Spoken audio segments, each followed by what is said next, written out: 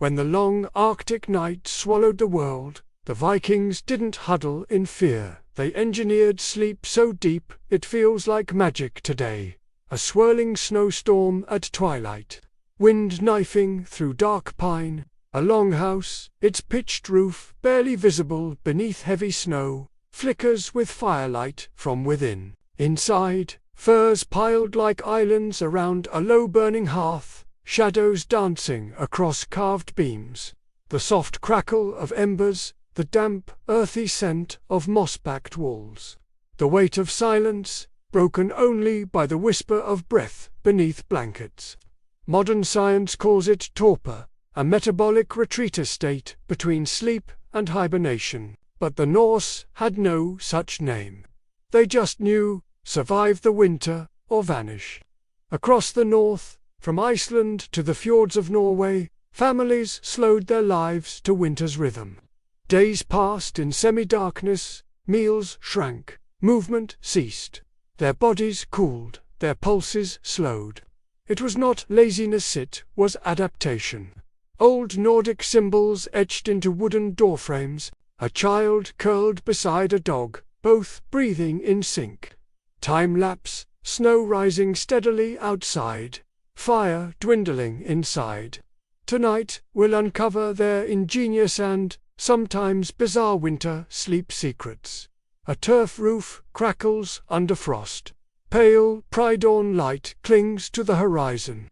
Astrid, the farmer, exhales a plume of steam and shoulders open the vestibule door. The storm lashes behind her, a wall of sound and snow. She steps inside. The heavy wooden door thuds shut, silencing the gale in an instant. Inside, breath fogs gently in the air, lit by the soft orange glow of firelight. Ice clings to her braids as she unfastens her cloak. She pauses, still, as warmth greets her face like a second skin. When winter ruled the north, every threshold marked a border not just between cold and comfort, but between life and what waited if warmth failed. Astrid kneels by the hearth, where red-hot stones glow beneath soft ash.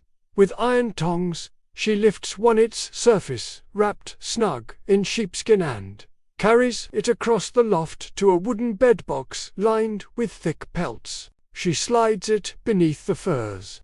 A curl of steam escapes as heat spills upward, and the air above the bedding shimmers. Her hands move in a practiced rhythm. Another stone, another bed. Though no written texts explain it, archaeological finds singed wool, scorched stone, and soot-stained wood suggest this nightly ritual was widespread, an elegant response to brutal cold, a shared understanding of how to bend the elements just enough to survive them. Warmth, not fire, was the true currency of winter. Björn the smith stirs, eyes unfocused. He shifts toward the warmth, pulling a fur over his head as the heat from the stone reaches him. Around him, 5 others breathe slow and deep beneath heavy skins.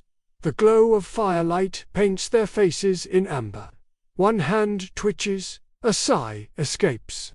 Then stillness. This wasn't just sleep, it was surrender to the rhythm of the season. Bodies slowed, energy conserved, time softened. Astrid watches them a moment longer.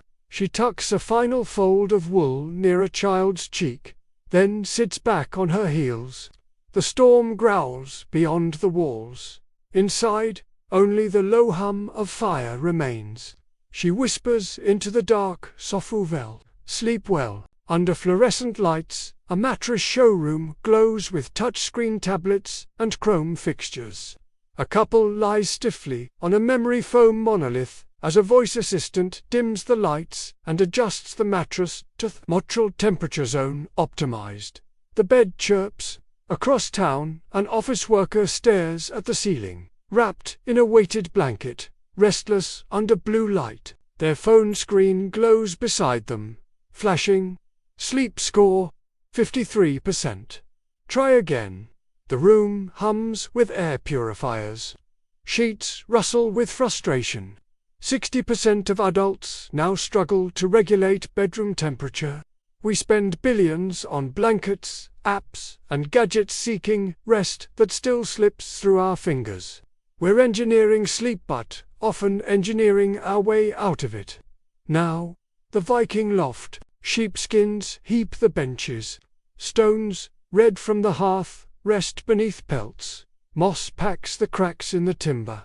No apps, no ambient lighting, just body heat, carefully trapped and preserved. While we isolate and customize, they clustered and heat was shared, its survival value understood at a visceral level. We obsess over smart beds and sleep trackers, yet the Vikings cracked the code with stone, straw, and proximity. Their silence held depth. Their warmth was earned, not automated. Not a luxury and instinct. Viking life embraced biphasic sleep-first sleep, then a waking hour to tend fire, whisper prayers, make love, or simply sit in the dark. Today's culture chases an elusive 8-hour block, uninterrupted and unbroken, backed by tracking apps and endless sleep hygiene hacks. But the clock is unkind. The pressure builds. One beep, one glance and rest evaporates. In Norse homes, the dark was part of the rhythm. In ours, it's something to conquer. Modern sleep promises precision. Alarms timed to REM cycles, blackout curtains, optimized humidity. Yet, for many, it delivers sterile quiet and sleepless pressure. The Vikings never sought to master the night, they moved with it. They surrendered to the cold, wrapped themselves in earth and fire, in one another. Maybe the future of sleep isn't smarter. Maybe it's older. An office worker powers down their laptop, pulls a wool blanket around their shoulders, shuts the light. In the flicker of memory, or something deeper, we see another figure curled beside a hearth, steam rising from warm stone. And somewhere, across centuries, to slow heartbeats settle into the dark. Sleep, not conquered, simply welcomed. Viking winter sleep wasn't primitive, was precision engineered. Their homes weren't just shelters. They were thermal sanctuaries, designed to tame months of darkness and ice. Beneath sod roofs and layered timbers, every surface played a role in conserving warmth. Stone, moss, wood, and skin weren't just materials. They were technology. They didn't just survive the cold. They mastered it, blending thermal physics with old-world wonder. Longhouses acted like living lungs, retaining heat through shared breath and fire. Heat pooled in sleeping lofts and radiated off fire-warmed stones. Architecture merged with biology in a deep, ancient code of survival. A cross-section of a turf house glows red in a thermal scan. Beneath the frost, it breathes with quiet heat. This is not the story of brutes in the cold. This is the blueprint of warmth. Ahead, we'll uncover the science and story behind this winter mastery, from house design to nightly ritual. We'll explore turf-roof engineering that rivaled passive solar techniques, stone-filled bed boxes that preheated sleep, insulation made from moss, straw, goat hides, even hairnet windshields to shield cheeks from drafty dark. We'll examine their segmented sleep cycles, waking, mid-slumber, for quiet prayer, storytelling, or fire-tending patterns that mirror emerging sleep science today. From communal huddling to rotating night-watch roles, Viking sleep wasn't idle time. It was a coordinated dance of biology and culture. You'll hear from sleep scientists, archaeologists, and architects who are rediscovering the ancient technologies of rest-forgotten tools for a modern age of exhaustion. A moss-backed bedding loft shimmers under frost. A figure stirs, not startled, but sinks. The past, it turns out, knew how to rest. This is more than history, it's an invitation. Join us as we journey into frostbitten nights where Vikings turned winter into the coziest time of year. Their world was darker, colder, and quieter. But in that stillness, they found something we've lost. The art of shared warmth, the rhythm of segmented rest, the power of preparing the body for the season, not resisting it. In an age of endless light and noise, their darkness held rhythm, silence, and breath. Astrid tucks a stone beneath fur. A baby exhales in firelight. Outside, snow stacks high. Inside, there is only warmth. This winter, the secret to better sleep may not lie ahead but far behind. The Viking longhouse wasn't just a structure, it was a thermal organism. Its sod-packed roof, laid over wooden beams, compressed layers of turf and earth into an insulating shell. These living walls carried an R-value, the measure of thermal resistance comparable to modern home insulation. The science is simple.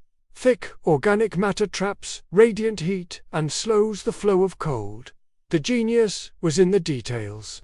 Doorways were narrow and recessed to limit heat escape. Hearths were central, ensuring warm air rose through the heart of the home before settling. Even the floor was raised with planks, reducing conduction from frozen ground. In a modern scan, thermal imaging reveals the contrast blue-cold outside, red-orange warmth pulsing within. They didn't just fight the cold, they shaped it, harnessed it. As Dr. Marcus Felton says, the building itself was part of the sleep system.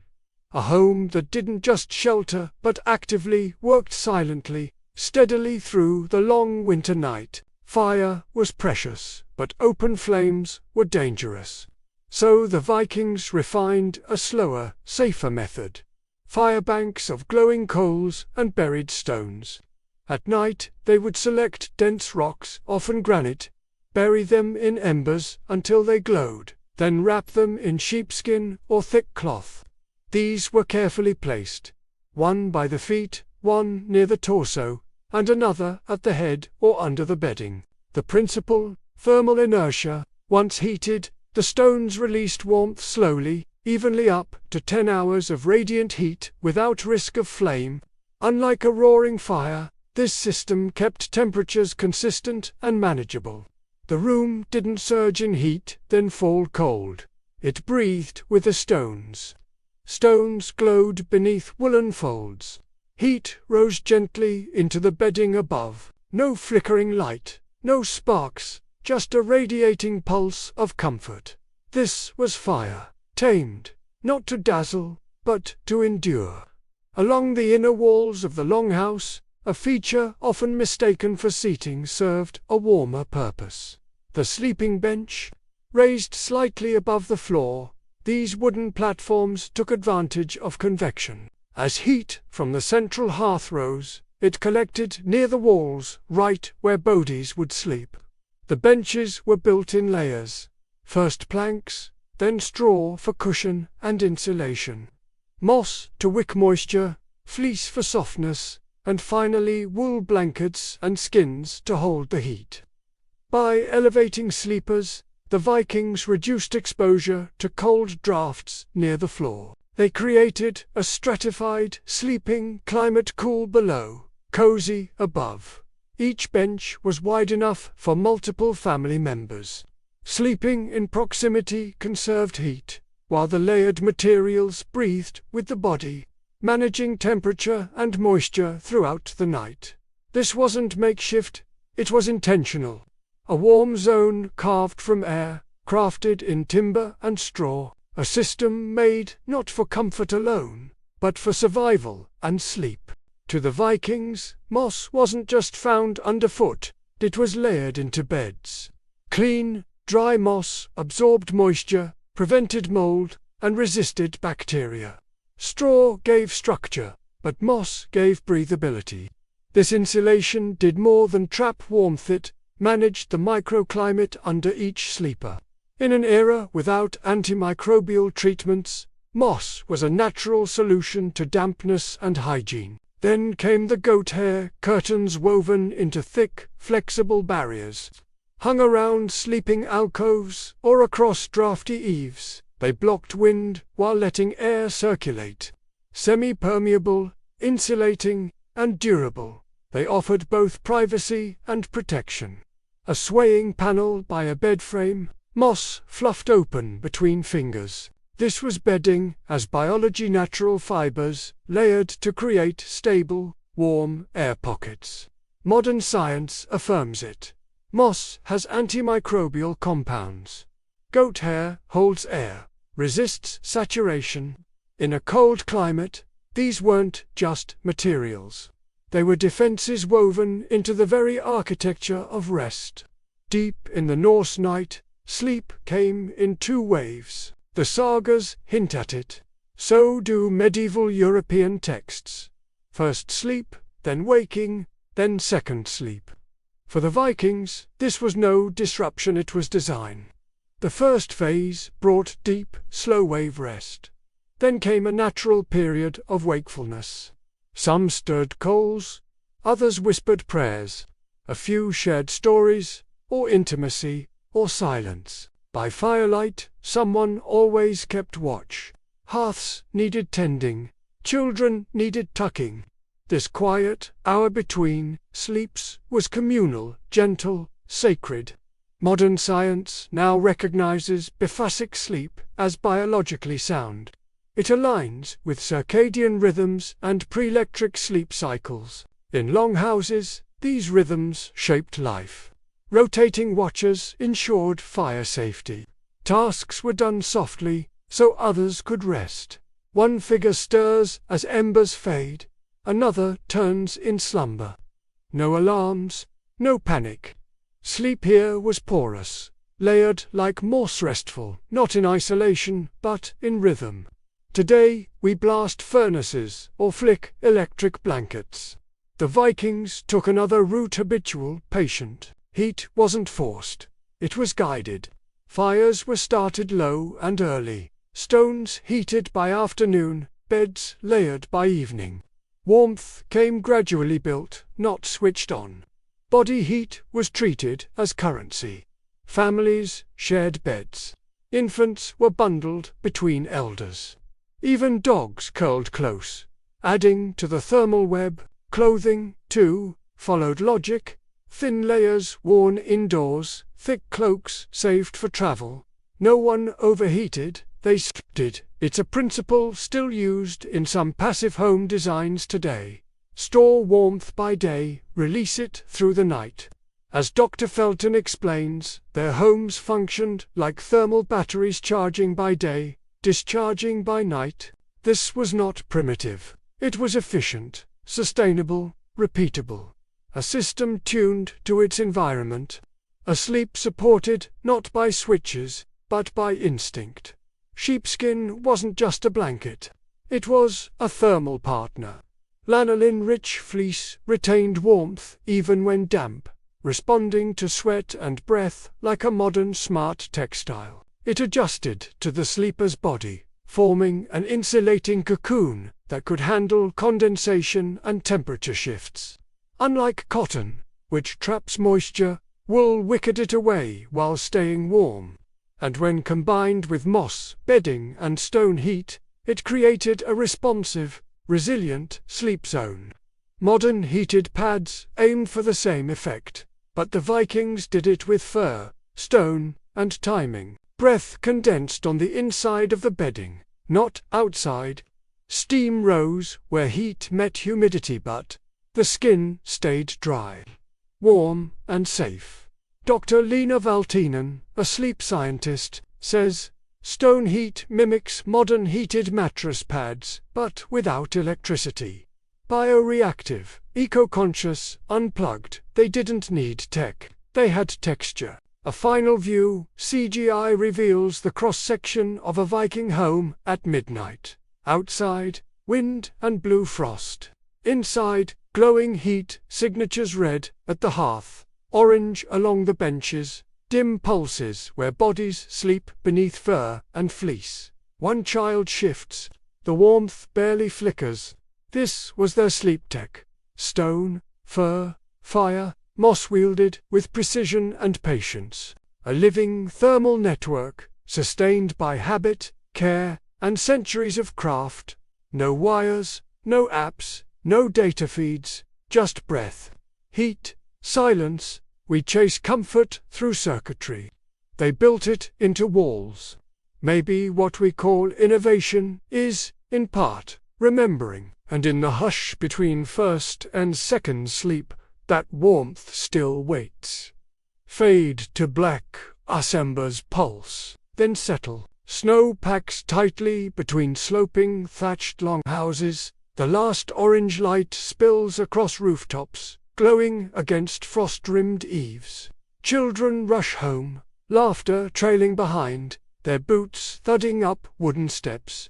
Above, thin smoke fingers upward from chimney holes, threading the amber sky like runes dissolving into the dark. Doors close, latches drop. Inside, the longhouse exhales warmth. Winter's rhythm began before night fell. Every ember, blanket, and breath prepared in advance. There was no waiting for comfort to arrive. It was summoned with care. A warm bench, a glowing stone, a tucked child, each part a cog in the night's quiet machine. The village settles, one hearth at a time. By dusk, the cold is no longer a threat, it's a presence to be managed, respected, and shut out. And within these walls, the real work of winter begins. Sigrid, the seamstress, moves with purpose. From a ceiling beam, she unrolls a thick curtain of goat hair, dyed with soot and stitched at the edges with tight, looping thread. She fastens the sides to wooden hooks, enclosing the family's sleeping alcove in a dusky weave of fiber and memory. The strands shimmer faintly in the firelight, a barrier as much spiritual as physical. Goat hair blocks wind but breathes, letting warmth pulse without suffocating the space. She smooths the panel's edge, her palm lingering where the wind might probe. The scent of lanolin and smoke clings to the weave. There's comfort here, but also vigilance. These aren't just curtains.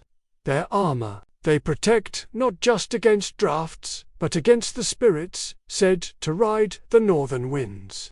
Outside, snow rattles on beams.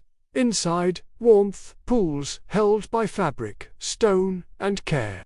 Sigrid steps back, satisfied. The first wall of the night is sealed. Astrid crouches near the sleeping bench. Her hands move quickly but gently, layering dry straw across the planks. Over it, a mat of moss, soft, spongy, fragrant with the sweetness of pine decay and distant summers. This moss is no idle choice. It wicks moisture, resists mold, and holds heat. It's been dried near the hearth for days, turned and checked for pests. On top, she lays fleecy stick sheepskin stitched at the edges and, finally, heavy wool blankets, their seams trimmed with lichen thread for good luck. Her hands press each layer flat, smoothing the air pockets, shaping the bed like a baker shaping dough. The straw crunches faintly. The moss exhales its clean, loamy scent. Every layer is a conversation between nature and need, between cold and cleverness. By the time she finishes, the bench isn't a surface, it's a sanctuary. A place prepared not for luxury, but for survival, dressed in softness. From a woven basket, Astrid selects long, curved pieces of driftwood, salt-dried, light, and fragrant. She adds them to the hearth in a careful crosshatch. The flame licks upward once, then settles, drawing a long exhale of heat into the room. She pushes coals toward the stone ring, tucking them beneath a layer of ash to bank the fire. The temperature will rise slowly, then hold a deal for warming stones, not overcooking sleep. A slight hiss escapes as a knot in the wood splits. Shadows flicker across the goat hair curtains, dancing like remembered dreams. The fire breathes, low and sure. Not a blaze, not a show. Just a slow engine of warmth, stoked by intention. Outside, the wind moans. Inside, the flames whisper. In this moment, fire becomes more than fuel. It becomes time stretched gently across the night ahead. Sigrid returns to the bench with her finished quilts. Woven from sheep and reindeer wool, they carry the deep heft of handwork and ritual. She fluffs the folds, releasing small clouds of dust and lichen scent. Her fingers trace the runes, stitched into the corners, symbols for warmth, warding, and good sleep. Each blanket tells a story. A child's illness overcome, a hard winter survived, a new baby born under frost. The seams hold both heat and history. She folds one quilt back, then gently pats the spot where her daughter will lie. Already, a subtle heat rises from the moss and fleece below. A warm animal smell rises with of lanolin, smoke, salt, and bodies. The work is nearly done. Soon, the house will sink into quiet. But before sleep comes the tucking, the gathering, the humming. The house is ready. Now, the people follow. At last, the family gathers. Children clamber onto the benches, pulling blankets over their heads, giggling until they're hushed. Adults follow, settling slowly, joints creaking. Gunnar, the elder, lowers himself beside the hearth, stroking the dog that curls beside his feet.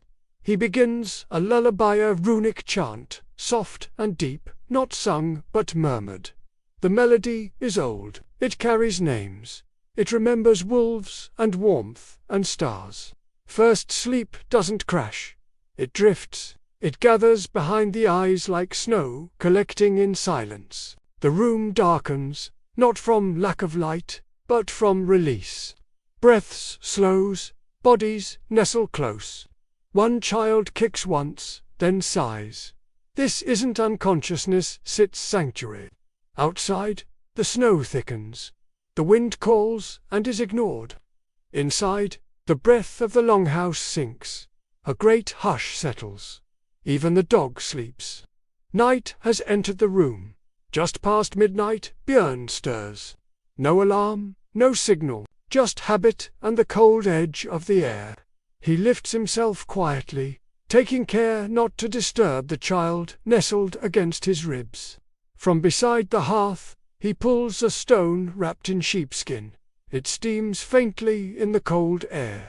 He checks its warmth, then places it beneath a blanket edge near his wife's feet. With a practiced hand, he feeds 3 thumb-sized coals into the hearth, enough to breathe new life into the banked fire without waking the room. The embers flare, then settle. The room remains dim, its warmth uninterrupted. Björn stretches once, yawns silently, and returns to the furs. His job is done. The night, for now, is back on course. Near the revived hearth, Astrid and 2 others sit quietly, shoulders wrapped in cloaks. They share dreams in low tones. I saw a fox in the snow, says one. A red calf born in fire, says another. Astrid nods. I was underwater. I could breathe. Gunnar listens from the bench, eyes half closed. He reaches for a wooden slat and a nub of charcoal, sketching marks as they speak. These are not idle tales. They are signs, omens to be read, echoes of the spirit world brushed against the mind during sleep. The air smells of ash and wool. Firelight flickers on Gunnar's fingers as he writes. Outside, the snow falls heavier now, the world blanketed. Inside, the dream talk continues, not hurried, not questioned, just received. In this house, the line between sleeping and seeing is thin, and always someone is listening. As the dream-telling fades, the house turns inward once more. Furs are drawn up again. Blankets resettled, embers dim to a steady pulse. Second sleep comes fast, thicker than the first, deeper, like a stone dropped into still water. No one stirs now. The warmed stones still radiate, heat pressed into moss and flesh. There is no sound but the occasional shift of fabric, The creak of wood, the hush of bodies, remembering how to rest. Modern science now confirms what these ancestors knew. This second phase of sleep is rich in REM, vital to healing, memory, and mood. But here, it isn't measured. It's simply lived. Sleep isn't an interruption. It's the long inhale of the soul. And in this breath, the house floats. Around 4 a.m., the room begins to stir. Astrid is first. She rises slowly, lifting the firebank with a poker, coaxing it gently. The embers glow red, then orange. Others blink awake beneath blankets. A cough, a stretch. A long, slow exhale. The air is colder now. Breath clouds in silver mist above mouths. Fingers brush moss aside. Eyes squint into the dark. But no one rushes. There is no alarm. Just the rhythm of rising slow and ancient. Above, frost curls on the windows. Beyond, the sky is turning. Inside, the fire crackles, ready for cooking, for warmth, for the work of the day. The night, for now, is done. Gunnar stands last. He's wrapped in his oldest robe, stitched with years and soot. At the hearth, he dips his fingers into a bowl of soot water, presses a rune onto his palm, then another on his forehead. He returns to the wooden slats from midnight and reads the dream symbols aloud. A raven in frost, no snow for 2 nights, a fox in shadow. Travel will be safe. These aren't predictions, they're calibrations. Ways to meet the day with awareness. Outside, frost rims the threshold. Inside, words rise like smoke. His breath steams as he speaks. The family listens, still wrapped in blankets. And somewhere, even the dog pauses. The bedding must be folded before breakfast. Sigrid and Astrid work in rhythm. They shake out moss, brush away ash flecks, fold blankets into neat squares. Each fold is a kind of thanks. Each motion a promise. So it will warm again. The moss is fluffed, the fleece patted flat. The sleeping bench, revealed bare, wood waiting for the next long night. The hearth flares higher, kettle hung above it begins to bubble. The room is no longer for sleep. It's for fire, food, and feet on the floor. But the warmth still lingers, held in wool, in wood, in muscle memory. The longhouse is awake but it remembers. Through smoke-stained window panes, the dawn pushes in. It catches the mist of breath, the shine of folded wool, the flicker of coals. Each face around the hearth is touched by light soft, gold, new. Outside, the world remains frozen. The snow is deeper now. But inside, the air has shifted. The family doesn't speak. They don't need to. They've been somewhere together through dreams, warmth, and silence. From moss to flame, stone to skin, this night stitched bodies and spirits into one unbroken hush. And now, like the slow widening of day, they rise. In the corner, the kettle steams. Astrid smiles, brushing hair from her brow. It is morning, and they are ready. The sleep was deep. The night was whole, and the house still warm. Each night, as frost webbed the windows, small rituals unfolded. A charm tucked beneath straw. A whispered prayer to the goddess of night, carried on the last warm breath. This wasn't superstition, it was reverence. Sleep wasn't seen as unconscious escape. It was communion. They believed that when breath fogged in the air, it briefly joined the spirit realm, drifting toward gods and ancestors. To sleep was to be seen. Bedposts often bore etched symbols of night riders cloaked in stars.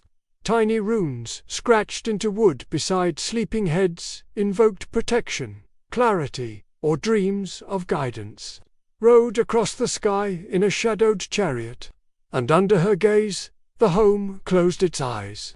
Their sleep began not with exhaustion, but with intention. The body lay down, but the spirit prepared to travel. In the pale quiet of early morning, dreams were spoken aloud.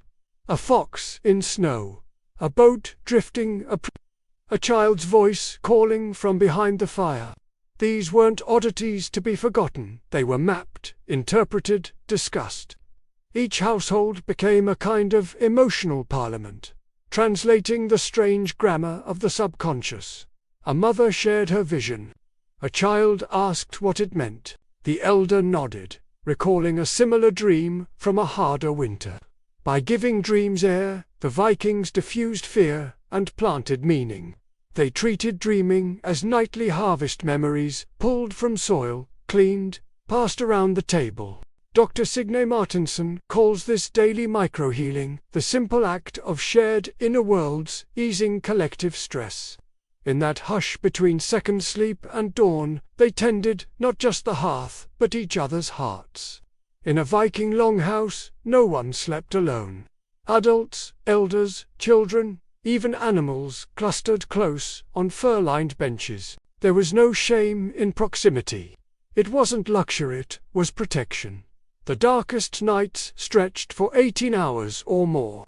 In that kind of silence, isolation could distort the mind. But skin-to-skin contact told the nervous system, you're not alone. Cortisol levels dropped. Oxytocin, the trust hormone, rose, heartbeats slowed together. Body heat wasn't just physical, it was psychological. Each breath shared was another tether against the void. One child shifted in sleep. A mother's hand reached instinctively. A dog sighed at someone's feet. Togetherness wasn't tradition, it was neurochemical survival. In that warmth, fear lost its edge. The Vikings didn't sleep straight through.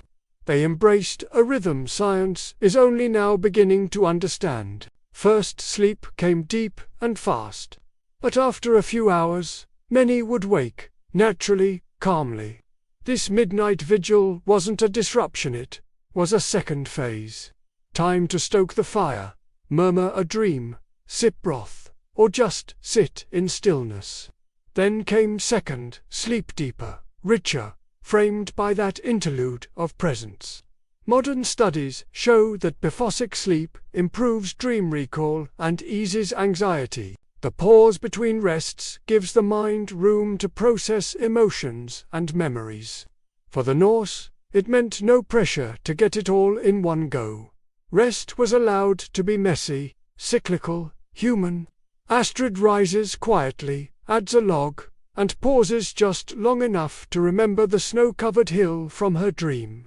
Then she returns to warmth. A wooden bedbox, lined with moss and fur, enclosed on 3 sides, more than furniture. It was sanctuary. These sleep spaces mimicked the womb. Dark, quiet, close to warmth. They shut out drafts, muffled sound, and created a chamber for total rest. Architecture spoke to the mind's oldest layers. The instinct to nest, to retreat into safe enclosures, to curl inward. Children were often tucked into these boxes first, sometimes two to a space. The walls, lined in fleece, held their heat like a mother's embrace. A fire's glow danced just beyond the opening. A parent's breath whispered over the edge. This wasn't just practical, it was psychological armor. To sleep in a bedbox was to remember safety, even when the world outside howled with frost. In Norse culture, rest wasn't weakness, it was preparation. Sleep appeared in songs, sagas, and proverbs not as idleness, but as essential ritual. The warrior who slept with courage was seen as ready. The farmer who dreamed well was considered wise. Naps weren't indulgent, they were earned. Even laborers paused when needed. No one watched the shadows under your eyes as proof of virtue. No one glorified exhaustion. Sleep was sacred because it restored what mattered: clarity, strength, resilience. Dr. Martinson notes, they ritualized rest. Removing guilt from poor sleep was as honored as labor. One warrior sharpens tools by daylight. His hands are steady, his breath slow, the calm behind his eyes ISNT from coffee, it S from sleep, that held him like earth. That was his armor. In the heart of winter, with sun scarce and nights endless, despair could sneak in like a draught. But the Vikings fought darkness, not with defiance, but with rhythm. Evening routines repeated. Hanging goat hair curtains, layering moss, placing stones, blankets folded, charms tucked, embers stirred. These small acts formed mental scaffolding rituals that framed each day, gave it a border, a purpose. They named the darkness, they planned for it, and they shaped their nights so the dark didn't swallow them. Modern psychology links routine to emotional regulation, especially in seasonal depression. The Norse didn't need studies. They had stories, structure, touch, time. As the world turned cold, they turned inward, finding warmth not just in fire, but in familiar motion. Every night they repeated the liturgy of sleep, and in doing so, held despair at bay. To the Vikings, winter sleep was never passive. It was a ritual, a rite, a reckoning. They honored sleep with architecture, language, mythology, and silence. They shaped their beds like shrines. They entered dreams like travelers. In every moss-backed bench, every ember-heated stone, every shared breath under wool, they practiced a kind of worship of the body, the night, and each other. Their sleep wasn't engineered by gadgetry, was shaped by memory, motion, and meaning. A final image, a child asleep in a bedbox, light flickering across a run-carved post. The fire pulses, the house breathes. Their genius lay not just in engineering, but in treating sleep as a sacred, communal art. A Viking longhouse floor wasn't bare earth, it was a breathing, layered mechanism. Beneath woven rush mats lay straw packed tightly between timber runners, and under that, moss spongy, porous, alive. Together, they formed a capillary system. As heat from the fire met humid breath and sweat, moss pulled moisture downward and outward, keeping the surface dry and the insulation intact. When bodies lay on benches, their warmth didn't leak into frozen soil, it hovered, supported by a floor that dried itself silently overnight. In winter, this mattered more than comfort. A wet floor was a death sentence. A cold floor stole sleep. And so, from plant fiber and timing, the Vikings created a radiant surface that worked in both directions, blocking damp from beneath, warming from above. They didn't just walk on insulation. They slept above a sponge that breathed. What looked like packed dirt was in fact a quiet marvel of passive climate control. 2 hours before sleep, Astrid begins her ritual. She chooses 3 fist-sized stones from a basket, dense, dark, smooth.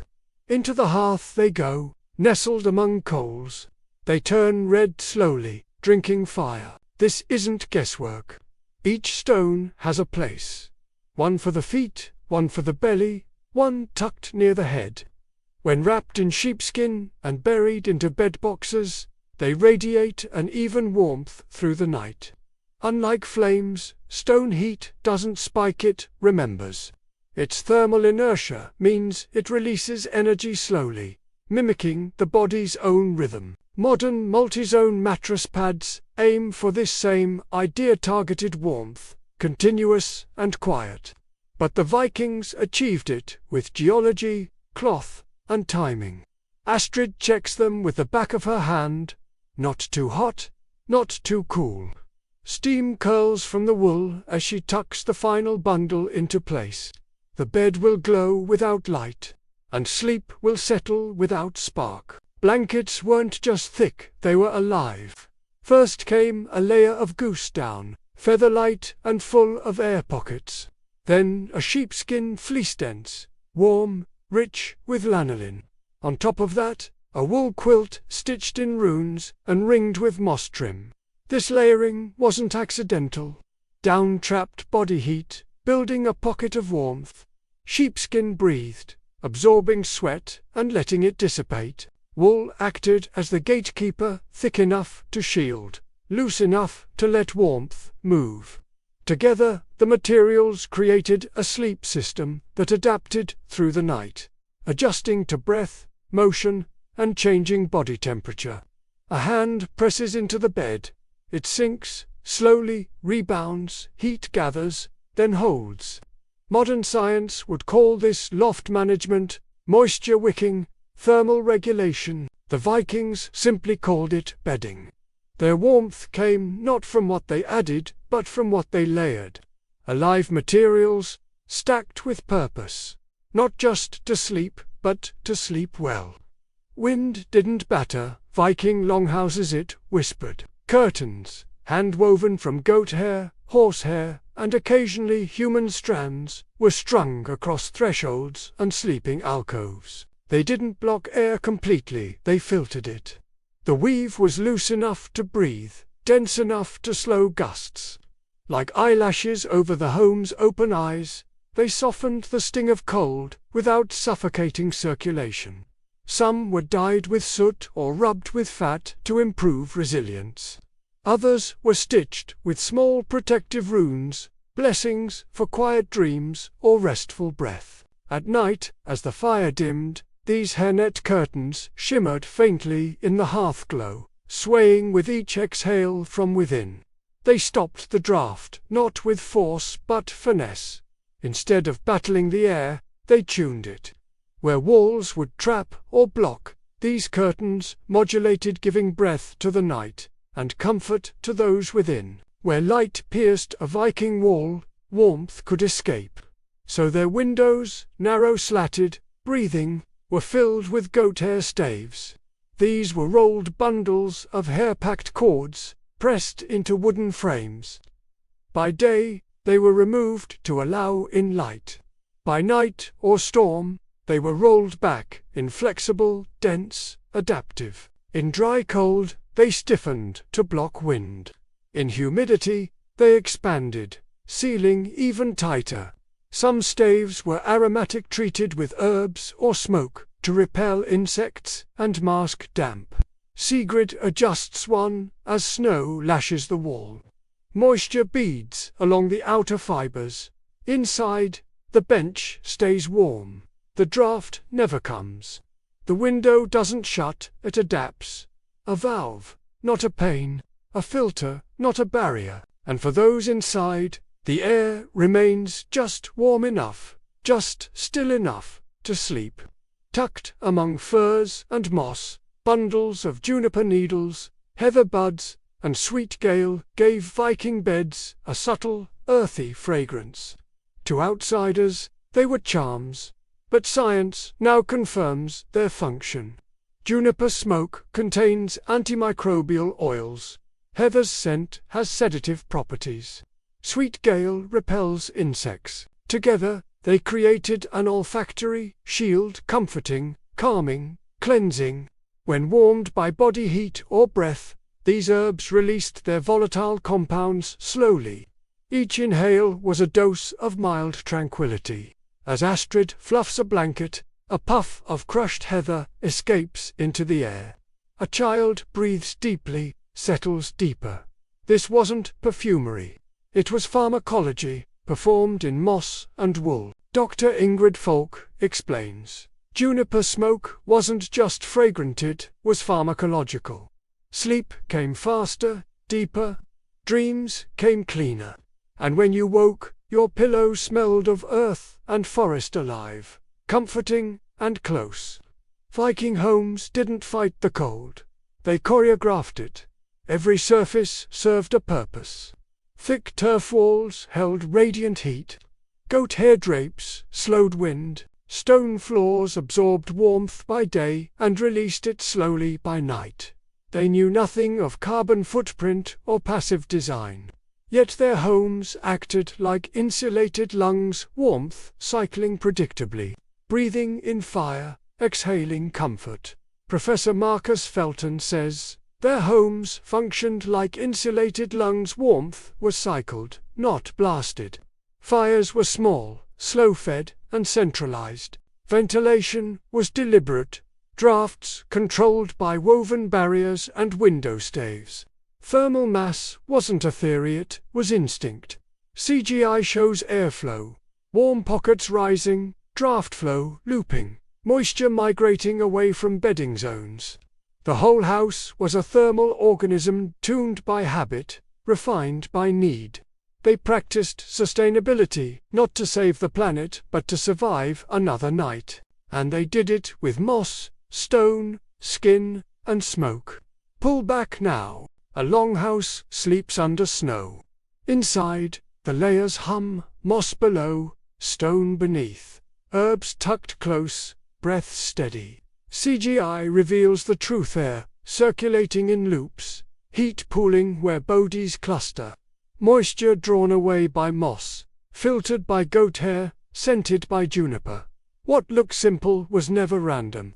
Each element served its place in the unseen engine of comfort. This wasn't guesswork. It was design equal parts, sensory, survival, and science. They didn't wait for spring to feel safe. They built safety into the darkest nights. They understood the body not in theory, but in wool and wood and warmth. From tundra to dream, they crafted comfort from elements most of us ignore. And in that harmony of fire, fiber, stone, and silence, they found the architecture of rest. In our pursuit of perfect sleep, we build digital cave spaces cooled to the decimal, sealed from sound, monitored by apps and sensors. A thermostat adjusts the radiant floor temperature by 0.5 degrees. Humidity drops, lights fade to amber. The house responds, silently, to your biology. But centuries ago, the Vikings designed the same effect, without screens, without power. Moss-backed floors, wicked moisture, goat hair, curtains, filtered air, heat pooled in stone and wood. We code our comfort in algorithms, but the Vikings built theirs in soil and stone. The convergence is striking. Their intuition mirrors our latest building science. Today's smart home isn't new, it's ancestral, translated into circuit and glass. Sleep, it turns out, is still best served by rhythm, breath, and insulation, no matter how you deliver it. Look closely at a modern passive house, and you'll see echoes of the past. Triple-layered walls, earthen floors, south-facing designs that catch and hold winter sun. Cross-ventilation, calibrated by hand and habit. The Vikings, without calculators or codebooks, mastered these same elements. Turf walls, dense with layered soil and roots, created natural thermal mass. Strategic vent holes prevented stagnation. Heat cycled with the home, not against it. Dr. Lars Sturgard, architect and historian, puts it plainly. They mastered what we now call passive house design. Today, stray bale construction and rammed earth walls bring these ideas forward, with insulation values matching, and sometimes exceeding, modern standards. The goal remains a home that works with the environment, not in spite of it. And what they called survival, we now call sustainability. Modern sleep guides recommend cold rooms, warm bedding, and limited blue light cooling choices. Vikings embedded into nightly ritual. They layered heat, never blasting it, breathable blankets, fire-warmed stones at the feet. Wellness trends now emulate the same arc. Cold plunge and sauna, followed by thick blankets and weighted duvets. A thermal contrast to calm the nervous system. What once came from moss and wool now comes from foam and engineered fiber. Yet the principle remains unchanged. Induce thermal shock, then surround the body with breathable warmth. Today's luxury is yesterday's instinct. Bundle after the cold, dim the light, and settle in. When the body believes the world has quieted, it finally lets go. Solo sleep is a modern idea, quiet, individual, and often isolating. Vikings slept together. Benches lined with furs became shared thermal ecosystems.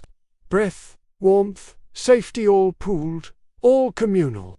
Today, we rediscover this in tiny homes, van life, group camping, and family co-sleeping cultures.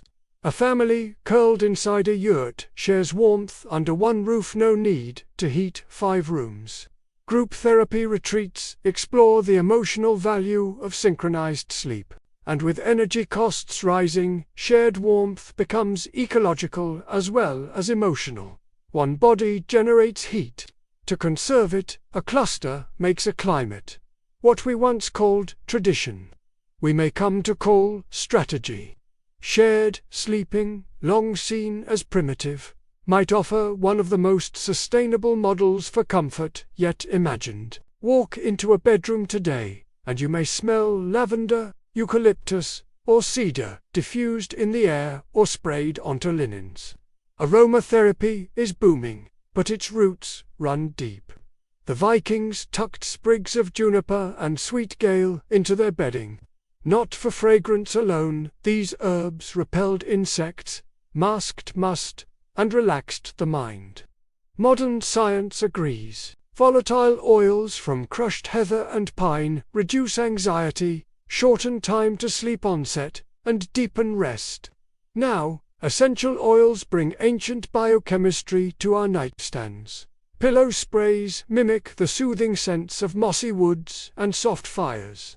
This isn't nostalgia, it's neurobiology. We've come full circle, breathing the same forest-coded molecules our ancestors once trusted to calm their winter nights. The Vikings didn't resist the dark, they shaped their days around it. Winter meant longer nights, deeper sleep, slower mornings.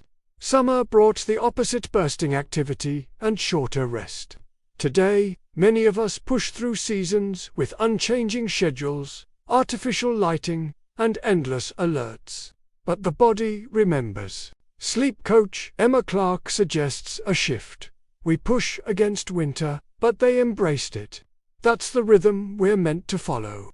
Red light lamps, sun-mimicking alarms, seasonal sleep training, modern tools, helping us return to old patterns. There's a growing movement to align bedtime with sunset, to wind down earlier in winter, to treat longer nights as a gift. The ancient Norse didn't need light therapy. They had firelight, rhythm, and rest as religion.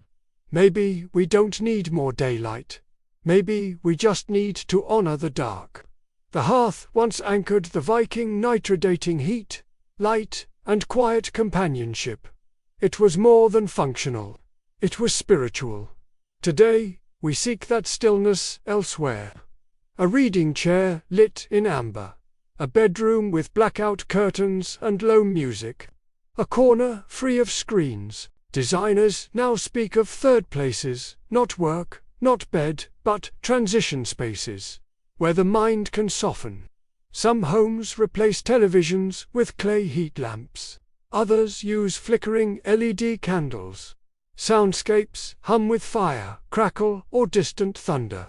The effect isn't decorative, it's primal. It signals to the brain. Here, we slow down. Hearths today may not burn wood, but they still shape rest. Home isn't just structure, it's an atmosphere. And peace, like heat, needs a place to gather. In the end, we're still chasing what the Vikings knew how to keep. Sleep that restores. Spaces that hold us. Rituals that remind us to pause. We build with steel and smart systems. They built with earth and rhythm. But the goal has never changed. Shelter that soothes. Rest that binds. Warmth that lasts. You don't need a turf house. You need curiosity, community, and a touch of Viking ingenuity. So pull up a wool blanket, add a stone to the fire, spray a little juniper onto your pillow. Let the lights fade slowly. Let the room breathe. What they called sacred, we now call essential. And what they left behind may be the key to finally, truly, sleeping well. The fire in Astrid's hearth is low now, glowing gently beneath a veil of ash. Dawn presses faint gold against the frost-laced window pane, and she moves quietly, wrapped in wool, her breath visible in the morning chill. One by one, she lifts the warm stones from beneath the benches. They're no longer hot, just holding the memory of night. She places them in a woven basket beside the hearth, where they will rest until the sun falls again.